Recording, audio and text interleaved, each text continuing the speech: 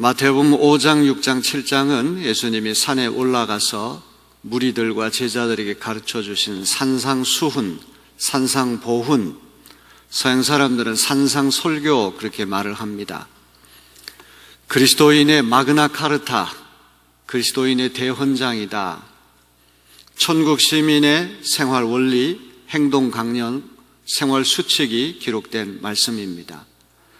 예수 믿는 우리가 어떻게 살아야 되는지 이 산상수훈 말씀을 읽어보게 되면 우리가 확연히 알 수가 있습니다. 산상수훈의 제일 첫 번째 말씀은 팔복에 대한 말씀입니다. 예수님께 첫 번째까지, 첫 번째 복부터 일곱 번째 복까지는 이러이러한 사람들이 복이 있다. 불특정 다수를 생각해서 3인칭 복수를 쓰셨는데, 이상하게도 여덟 번째 복, 박해받는 자의 복을 말씀하실 때에는 의를 위해서 박해를 받는 자는 복이 있다 이렇게 말씀하시다가 코앞에서 말씀을 듣고 있는 제자들을 직접 보시고 너희라고 하는 이제 2인칭 주격을 쓰십니다. 이러이러한 사람들보다는 너희라고 하는 말이 더 인격적이고 다정한 말씀이죠. 팔복이 끝난 다음에 그 유명한 소금과 빛에 대한 말씀하실 때에도 너희는 세상의 소금이다. 너희는 세상의 빛이다. 팔복 여덟 번째 복에 이어서 계속해서 너희라고 하는 2인칭 주격 복수를 쓰세요. 그다가 이제 오늘 봉독한 마태복음 5장 17절부터는 내가라고 하는 말씀을 하십니다. 예수님께서 권위 있는 말씀을 하신다고 하는 것을 우리가 직감할 수가 있습니다. 내가, 구약은 이렇게 말하지만 나는 너에게 이렇게 말을 한다. 그래서 학자들은 마태복음 5장 1절로부터 16절까지는 산상수훈의 서론이고 머릿부분이고, 이제 5장 17절부터 7장 12절까지가 몸통이다, 본문이다, 본론이다 이렇게 이야기를 합니다. 지금까지 우리는 서론에 해당되는 그런 말씀을 들었습니다. 이제 지금부터 산상수훈의 몸통 부분에 해당되는, 본론 부분에 해당되는 말씀을 이제 우리가 듣게 된 것입니다. 왜 마태복음 5장 17절부터 7장 12절까지가 산상수훈의 몸통이다, 본론이다 이렇게 이야기를 하는 거 하니, 자, 마태복음 5장 17절은 이렇게 되어 있습니다. 내가 율법이나 선지자를 폐하러 온 줄로 생각하지 말라. 폐하러 온 것이 아니요 완전하게 하려 함이라.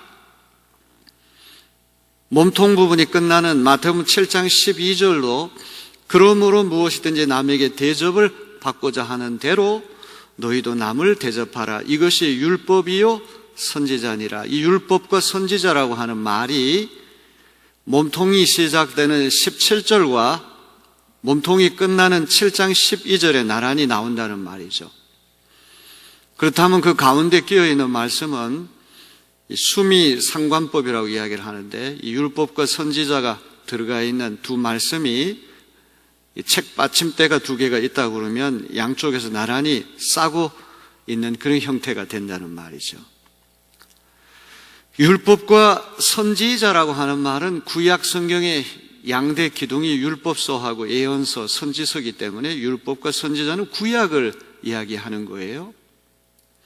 예수님께서 산에 올라가셨을 때 신령한 모습으로 변형이 되셔서 하필이면 모세와 엘리야와 대화를 나누셨어요. 베드로가 그 광경이 너무나 신비하고 너무나 찬란해서 여기 초막셋을 짓겠습니다 하는 유명한 고백을 하죠. 하필이면 왜 모세와 엘리야와 대화를 나누셨습니까? 모세는 모세오경, 토라, 율법서를 대표하는 사람이고, 엘리야는 예언서, 선지서를 대변하는 사람이란 말이죠. 쉽게 말하면 구약의 양대 기둥과 예수님이 대화를 나누셨다고 하는 그런 뜻입니다. 율법과 선지자라고 하는 말은 쉽게 얘기하면 구약 성경을 이야기하는 거예요. 우리가 산상수훈을 읽을 때 놓쳐서는 아니 될 아주 중요한 사실이 하나 있습니다. 1세기 초에 예수님은 유대인으로서 유대인들에게 이 말씀을 하셨다는 것. 이걸 절대 잊어버려서는 안 돼요. 기독교 신자들에게 얘기하셨다 이렇게 생각하면 안 되고, 유대인으로서 유대인들에게 이 말씀을 주셨다는 것을 잊지 말아야 됩니다. 또 하나는 예수님이 읽고 예수님이 배우셨던 말씀은 신약성경이 아니라 구약성경이라고 하는 것을 기억해야 됩니다. 신약성경은 예수님 부활 승천하신 다음에 적어도 한 세대가 지난 다음에 기록되기 시작했어요. 예수님 생전에는 신약성경이라는 책이 없었어요. 그렇기 때문에 예수님이 읽으셨던 책이 구약성경이고 예수님이 그 권위를 존중했던 책이 구약성경이라고 한다면 예수님 입에서 나오는 말씀의 상당수가 구약의 말씀이라고 하는 것을 기억해야 됩니다. 그래서 여기 율법과 선지서라고 하는 말은 다름 아닌 구약성경을 이야기하는 거예요. 마태복음 7장 12절을 우리가 황금률 그렇게 말을 합니다. 황금처럼 귀중한 율법이다. 대접을 받고 싶은 사람 먼저 남을 대접하라. 칭찬을 받고 싶으면 먼저 남을 칭찬하라.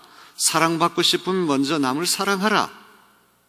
수동적으로 소극적으로 사랑받고 칭찬받으려고 하지 말고 적극적으로 능동적으로 자기가 먼저 이니셔티브를 취하라, 이런 이야기예요. 황금처럼 귀한 말씀이죠. 누구의 인정받고 싶고 누구의 칭찬받고 싶으면 자기가 먼저 인정하고 칭찬하라.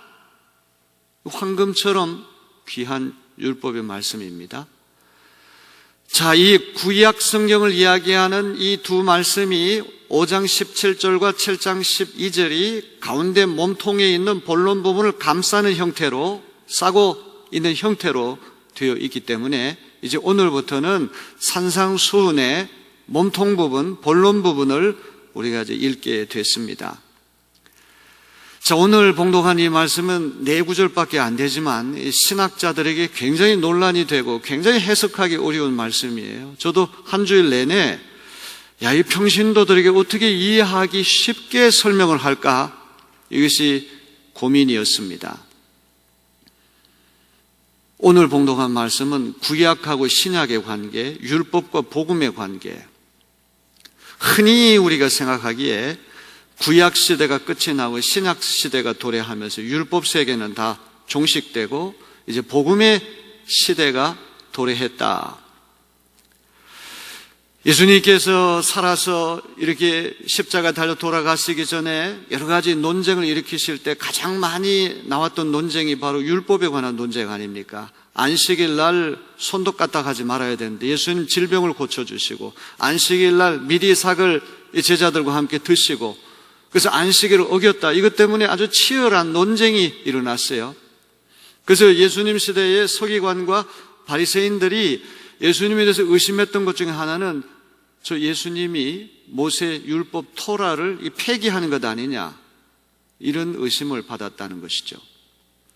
바로 그런 이들을 겨냥해서 율법에 대한 예수님의 생각, 구약에 대한 예수님의 생각, 이것이 어떤 것인가를 우리에게 일러주는 대단히 중요한 말씀이다. 이것을 기억해야 됩니다.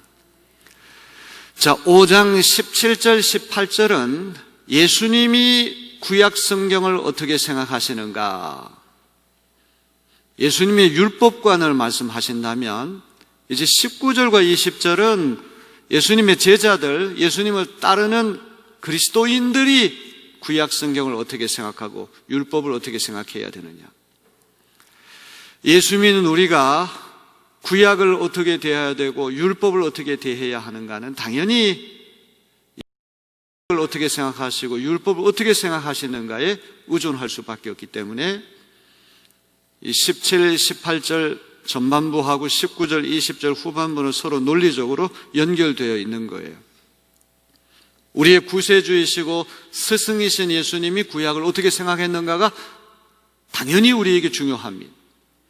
그분이 율법을 어떻게 대하셨는가가 당연히 예수 믿는 우리에게 중요하기 때문에 이 전반부, 후반부는 서로 논리적으로 연결됐다고 하는 것을 우리는 잊지 말아야 할 것입니다.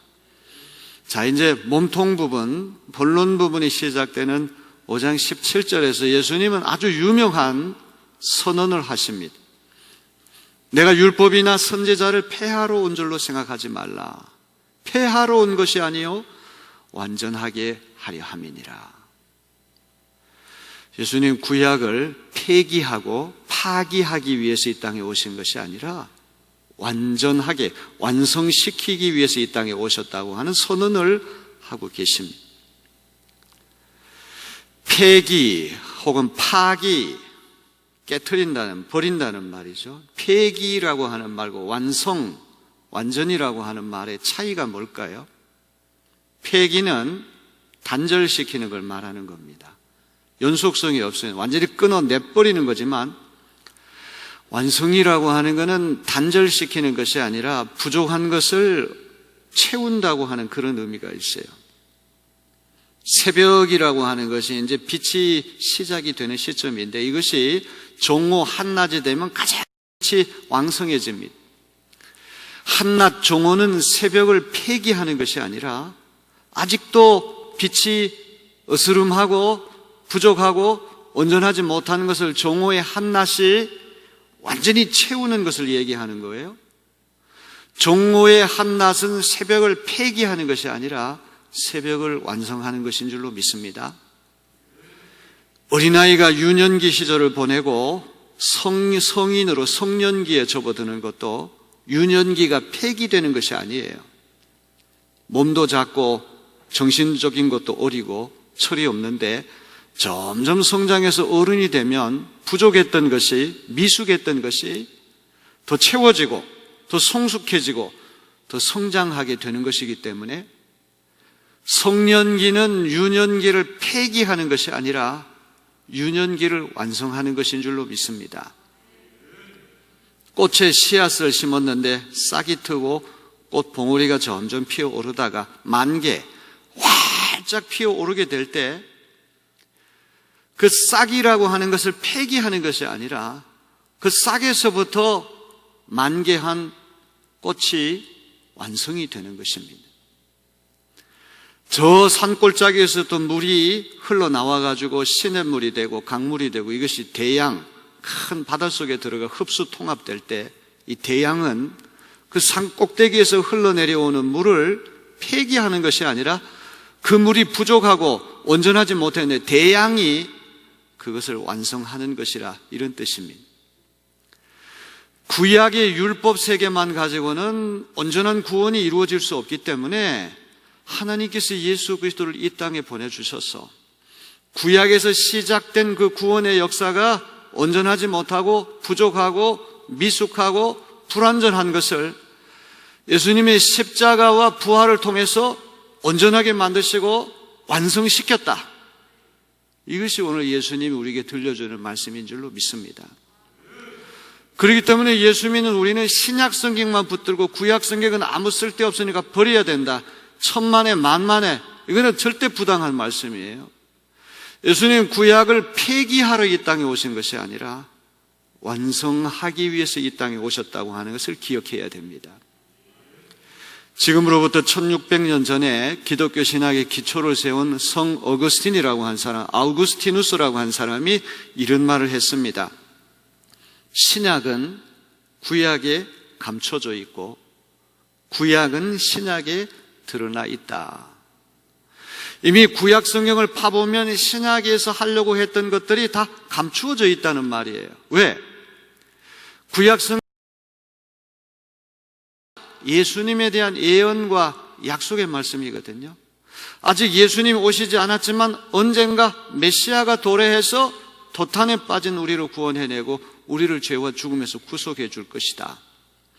구약을 파보면 신약이 드러나 있지 않지만 신약의 메시아가 고스란히 구약 성경에 감추어져 있다는 거예요. 신약 시대에 예수님이 오심을 통해 가지고 이 구약은 신약 속에서 밝히 드러나게 된 거예요. 예언했던 것이, 약속했던 것이 메시아 예수님을 통해서 만천하에 밝히 드러났다, 이런 이야기죠. 구약과 신약은 단절된 것이 아닙니다. 연속적인 책이라고 하는 것을 기억해야 돼요. 폐기와 완성이란, 폐기는 연속성이 없이 완전히 끊어내치는 것이지만 완성이라고 하는 것은 연속성이 있습니다. 온전하지 못하고 부족하고 미숙한 것을 복음 시대가 도래하고 예수님 오심을 통하여 만천하에 온전하게 드러나게 되는 것, 이것이 완성이라고 하는 것을 우리는 기억해야 됩니다. 한번 생각을 해봅시다. 이 구약에서 중요한 것이 의식법이라고 하는 게 있어요. 레위기서를 읽어보게 되면 여러 가지 각종 의식, 특별히 제사법, 희생 제물에 대한 법. 우리가 다 죄가 있기 때문에 양이나 비둘기와 같은 짐승을 희생시켜서 내가 죄 때문에 내가 죽어야 되는데 목숨이 죽을 수는 없으니까 내 대신 양을 죽이고 짐승을 이렇게 희생시켜가지고 내 죄를 속함을 받는 거예요. 근데 이거는 우리가 죽을 때까지 수없이 많은 희생 제물을 하나님 앞에 드린다고 할지라도 우리의 죄가 다 씻겨가지 않습니다. 얼마나 번거롭습니까? 그런데 제자들이 예수님이 십자가에 달리신 예수님 모습을 보면서 그들은 구약 성경에 나오는 희생 제물을 떠올린 거예요. 야, 저 십자가에 달리신 예수님은 나의 죄를 속함받기 위해서 양을 잡아서 하나님 앞에 바쳤는데 저 예수님이 어린 양이 되셔서 희생 제물이 되셔서 나를 위해서 대신 희생당하셨다. 구약의 이런 희생 제사와 관계되지 않고는 이 해석이 안 되는 거예요. 구약이 중요하다고 하는 것은 바로 그 예수님의 십자가 사건을 나뿐만 아니라 온 인류의 죄를 대속하시는 희생 제사로, 희생 제물로 생각했다는 거예요. 이것이 완성됐다는 건 뭘 얘기합니까? 구약 시대의 희생 제사는 죽을 때까지 수많은 짐승을 희생시킨다고 할지라도 나의 근본적인 죄가 없어지지 아니하고 우린 여전히 죄인이고 번거롭게 짝이 없는데 십자가에 달리신 어린 양 예수 그리스도는 once and for all, 딱 한 번에 for all, 아담 이래 모든 인류를 위해, 이거를 참 번역하기 어려운데 영단번에 구약의 희생제물은 번거롭기 이를 데가 없는데 예수님이 십자가의 희생제물이 되심을도 once and for all, 딱 한 번에 모든 일들을 위해 가지고 희생제물이 되심을 통하여 우리의 죄가 완전히 속함을 받는 역사 일어났다는 거예요. 구약의 불완전했던 희생제사가 십자가의 희생제사를 통하여 완료됐다고 하는 이야기죠. 그래서 예수님이 하셨던 유명한 말씀, 이 가상칠언, 십자가 위에서 마지막 7마디 말씀을 하실 때 한마디가 내가 다 이루었다. 구약의 불완전한 것을 예수님이 이루셨다고 하는 말씀이 아니고 무엇입니까? 로마서 10장 4절은 말씀합니다. 그리스도는 모든 믿는 자에게 의를 이루기 위하여 율법의 마침이 되시니라. 율법이 완성됐으니까 이제 율법이 종결됐다는, 율법으로부터 자유롭게 됐다는 거예요. 그러면서 18절에 예수님 뭐라고 말씀하십니까? 진실로 너희에게 이르노니. 진실로라고 하는 말은 아멘이라고 하는 말, 헬라 말로 아멘. 우리가 아멘이라고 하는 말은 대개 기도 끄트머리에 이것이 틀림없는 진실입니다, 이렇게 인정할 때 아멘이라고 하는 말을 쓰는데 예수님은 바로 이 앞에 진실로 아멘, 너희에게 이르노니. 천지가 없어지기 전에는 율법의 1.1획도 없어지지 아니하고 다 이루리라. 천지가 없어진다고 하는 말은 우주의 종말이 오기 전까지, 율법은 우주의 종말 때까지 우주와 함께 가는 것이 율법이라고 하는 걸 예수님 말씀하시죠. 1점이라고 하는 말은 헬라 말 중에서, 헬라 알파벳 중에서 가장 작은 글씨가 요타, 히브리어 알파벳은 요드라고 하는 것이 제일 작은 알파벳이에요.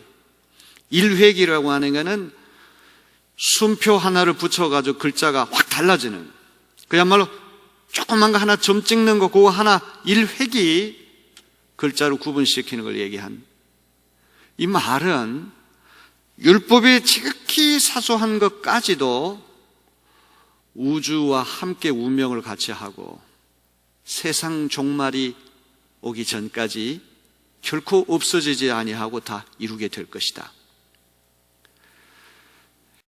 우리가 구약 성경을 존중해야 되고 율법을 우리가 부인하고 부정해서는 안 돼요. 예수님은 반율법주의자가 아니에요. 사도 바울도 반율법주의자가 아니에요. 제가 로마서 강해 설교를 2년 동안 하지 않았습니까? 그 바울 사도께서 이제 9장부터 10 자기 동족 유대인들에 대한 어떤 뜨거운 감정을 가지고 이스라엘의 구원 문제를 다루지 않습니까? 절대로 율법 폐기론자가 아니라는 거예요. 신약만큼이나 구약 성경도 중요하고 복음만큼이나 율법도 중요한 것을 예수 믿는 우리는 잊지 말아야 할 것입니다. 자, 여기 17절, 18절은 예수님이 구약을 어떻게 생각하시고 예수님이 율법을 어떻게 생각하신가에 대한 말씀이라. 이제 19절, 20절은 너희는 어떻게 해야 되느냐. 예수님을 믿고 따르는 제자들인 우리가 구약을 어떻게 대해야 되느냐, 율법을 어떻게 대해야 되느냐, 귀한 말씀 우리에게 주십니다. 우리 19절, 20절 다 같이 한번 볼까요? 그러므로 누구든지 이 계명 중에 지극히 작은 것 하나라도 버리고 또 그같이 사람을 가르치는 자는 천국에서 지극히 작다 일컬음을 받을 것이요 누구든지 이를 행하여 가르치는 자는 천국에서 크다 일컬음을 받으리라. 내가 너희에게 이르노니 너희 의가 서기관과 바리새인보다 더 낫지 못하면 결코 천국에 들어가지 못하리라. 이 산상수훈을 읽을 때 상당히 우리가 조심해야 될 것은 예수님이 쓰시는 문학적인 기법이라는 거예요. 이거는 예수님뿐만 아니라 그 시대 유대인들의 어떤 주제를 전달하는 문학적인 표현 양식이라고도 볼 수 있는데, 이 하이퍼볼, 과장법이라고 하는 과장법. 결단코 천국에 들어가지 못하리라. 이제 이 말씀 들으면 우리가 다 전율합니다. 서기관의 의, 바리새인의 의가 얼마나 대단한데 우리가 그 의보다 낫지 못한, 우리가 천국에 들어가지 못한다. 굉장히 두려운 말씀, 떨리는 말씀이에요. 그러나 이거는 주제를 선명하게 전달하기 위한 그 시대의 문학 양식이다. 특별히 과장법을 사용해서 어떤 요점을 전달하려고 하는 그 시대의 일반적인 습속이다. 이걸 우리가 잊지 말아야 돼요. 그러므로라고 하는 말은 17, 18절 예수님이 구약에 대해서 율법에 대해서 이런 견해를 갖고 있기 때문에 너희들도 연결된다는 말이에요. 17, 18절 말씀의 근거 위에 그러므로 내 말을 듣는 너희는 어떻게 해야 되느냐 이거죠. 율법에 있는 작은 계명이라고 할지라도 그걸 지키려고 발버둥치고 그걸 지키라고 가르치는 사람은 천국에서 큰 자가 되지만, 작은 계명은 안 지켜도 돼 이렇게 가르치는 사람은 천국에서 작은 자가 된다는 말이에요. 큰 자와 작은 자라고 하는 말이 생각하는 어떤 신분상의 계급상의 문제가 아니라 상급의 차등이 있다 이렇게 해석을 해야지, 누가 더 위대하고 누가 더 작은 자, 천국에서 그런 어떤 서열이 있겠습니까? 이것도 예수님 주제를 전달하기 위한 하나의 그 요점을 숨어있는 의미를 우리가 따져봐야지, 이걸 문자대로 그렇게 해석해서는 안 될 일입니다. 제가 이 말씀을 읽을 때 가장 은혜를 받고 또 제가 공감했던 말씀은, 너희의 의가 서기관과 바리새인보다 더 낫지 못하면 안 된다. 더 나아야 한다. 이 말씀이 제 마음에 제일 많이 와닿았어요. 오늘 여러분들이 이 말씀을 잘 들으시고 깨닫는 은혜가 있게 되기를 주님의 이름으로 기원합니다. 예수를 오래 믿으면 우리의 이 어떤 이해력도 더 좋아져야 된다고 저는 생각해요. 평소에 성경을 늘 가까이 읽고 준비된 사람들이 말씀이 들려올 거예요. 사전 이해라고 하는 게 중요해요. 전 이해. 불국사에 가는 사람이 다보탑, 석가탑에 대해서 아무것도 모르고 가면 다 그냥 돌멩이 하나밖에는 눈에 안 보입니다. 그러나 전후 문맥을 알고 가는 사람은 다보탑, 석가탑 다 새롭게 들어와요. 아는 만큼 보이는 거예요. 보이는 만큼 사랑하게 되는 거예요. 클래식 음악도 마찬가지고 그림도 다 마찬가지고 사전 이해가 중요한데 우리 내립교회 같이 역사 깊은 교회는 먼저 말씀의 반석 위에 서는 교회가 돼야 한다고 저는 믿습니다. 말씀 공부를 많이 해야 되죠. 공부하는 것으로 그치만 그 말씀을 살아내는 그리스도인들이 돼야 할 줄로 믿습니다. 그래서 오늘 서기관의 의의가 바리새인의 의의가 아무리 대단해도 너희 예수 믿는 너희들 그리스도인들은 그들의 의의보다 더 나아야 한다. 이게 도대체 뭘 얘기할까? 서기관은 성경을 필사하는 사람이에요. 밤낮으로 성경을 연구하는 성경학자, 오늘은 신학대학 교수들을 얘기하는 거예요. 율법학자들을 서기관들이라고 그래요. 바리새라고 하는 말은 구별된다. 보통 사람과 확연히 구별된다는 말이에요. 이들의 어떤 종교 경건 생활이라고 하는 것은 대단합니다. 절대 우리가 바리새인이 형식주의자, 위선주의자 이런 편견을 가지고 바리새인 생각하면 절대 안 돼요. 예수님 시대 바리새인은 아무나 바리새인 되는 게 아니에요. 그야말로 자칭 타칭 종교 엘리트들 아주 경건하고 엄격하기로 유명한 사람들이 바리새인 되는 거예요. 이 바리새인은 아무나 되는 게 아주 소수의 사람들만이, 정평난 사람들만이 그 반열에 설 수가 있는 거예요. 금식도 많이 하고 온전한 11조도 드리고 자선도 많이 베풀고 기도도 열심히 하고 정말 남이 볼 때 저 정도 하는 사람은 천국에 가면 1등으로 들어갈 사람이다. 이렇게 인식되는 사람들이 바리새인인데, 아니 우리 보통 사람들이 어떻게 바리새인보다 더 나은 의를 가질 수 있단 말입니까? 이거는 서기관과 바리새인이 10계명 가운데 5개를 지키면 우리는 7개를 지켜야 된다. 이게 아니에요. 10계명 말고 하나님께서 모세를 통해서 이스라엘 백 주신 계명이 613가지예요. 613가지 중에 248개는 뭐뭐 하라, 적극적이고 능동적인 계명인데 365개는 뭐뭐 하지 말라, 부정적이고 소극적인 계명이에요. 그러니까 이 365개라고 하는 말이 재미있는 말이죠. 매일 우리가 한 가지씩 하지 말아야 할 게 있다는 말이에요. 그러면 이 613개 중에 서기관과 바리새인들이 300개를 지킬 때 우리는 600개를 지켜야 된다. 2배를 더 지켜야 된다. 수량으로 계산하는 얘기가 아니란 말이에요. 서기관과 바리새인들이 10계명 중에 절반을 지킬 때 너희는 다 지켜라. 613가 중에 300개 지키는데 예수 믿는 사람은 600개 지켜라, 2배 지켜라, 이런 이야기가 아니에요. 다음 주일부터 우리가 살펴볼 말씀은 예수님이 샘플, 구약의 대표적인 계명들 6가지를 골라가지고 너희가 이렇게 들었지만, 구약에서 이렇게 들었지만 나는 너희에게 이렇게 말한다. 어떤 학자들은 예수님이 새로운 수요하신 율법 수요자다, 율법 제정자다 이렇게 해석을 하는데 저는 그렇게 해석합니다. 1세기의 예수님은 유대인으로서 유대인들에게 이 말씀하셨고 구약의 율법을 부정하시는 것이 아니라 율법을 부정하시고 그 권위 아래 계셨던, 우리 예수님은 정반대되는 얘기를 하는 것이 아니라 바리새인들의 율법이 아주 편협하고 피상적이고 문자적이라고 하는 걸 통렬히 비판하시면서 더 근본적인,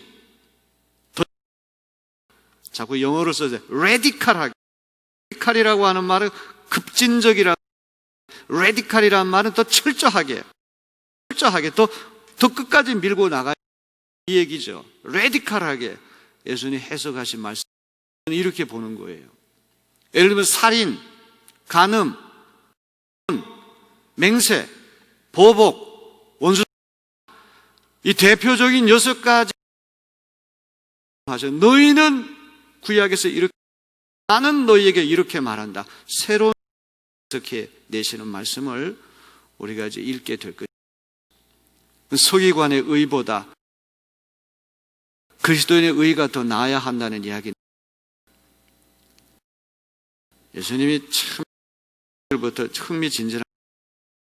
살인에 관한 생각해 봅시다. 서기관과 바리새인들은 초점을 맞추는 거예요. 누구 미워하는 마음이 부글부글, 나는 저 사람 안 죽였어. 그러면 율법을 지켰다고 생각하는 거예요. 아시겠어요? 행동의 결과만 중시해서 행동의 결과만 초점을 맞추고 아무리 마음이 부글부글 끓어 안 죽였어. 그러니까 안 했다는 거예요. 예수님은 이걸 다 깊이 밀고 나가셔가지고 마음의 동기부터 따져보시는 거예요. 네가 주먹으로 남을 때려 죽이지는 않았지만 그 마음속에 누구를 미워해서 죽이고 싶은 마음이 부글부글 끌어올렸으면 이미 살인하는 것과 마찬가지라니. 간음이라는 것도 마찬가지. 나는 간음 안 했어. 행동만 보고 얘기하는데 결과만 가지고 그걸 자위하는데 예수님 마음속에 음욕을 품은 자마다 이미 간음했다는 거예요. 이게 서기관의 의, 바리새인의 의보다 더 나은 의가 아니고 무엇이겠습니까? 행위가 중요한 것이 아니라 행위자가 중요하다는 것이죠. 열매가 중요한 것이 아니라 열매를 맺는 나무가 중요하다는 거예요. 선한 나무가 먼저 될 때 선한 나무에서 선한 열매, 선목, 선실의 윤리 아니에요? 선한 나무 존재에서부터 결과가 나오고 행동이 나오는 것이지, 나는 안 했어, 행동 안 옮겼어, 행동에만 아주 피상적으로 문자적으로 나는 율법 지켰어, 이렇게 스스로 생각하는 자들을 질타하시는 거예요. 서기관과 바리새인들은 행동 옮기지 않은 것만 가지고는 난 됐다 생각하면서 남들이 볼 때는 거룩하지만 혼자 있을 때는 죄를 짓는단 말이에요. 그러니까 위선자가 될 수밖에 없는 거죠. 원하시는 것은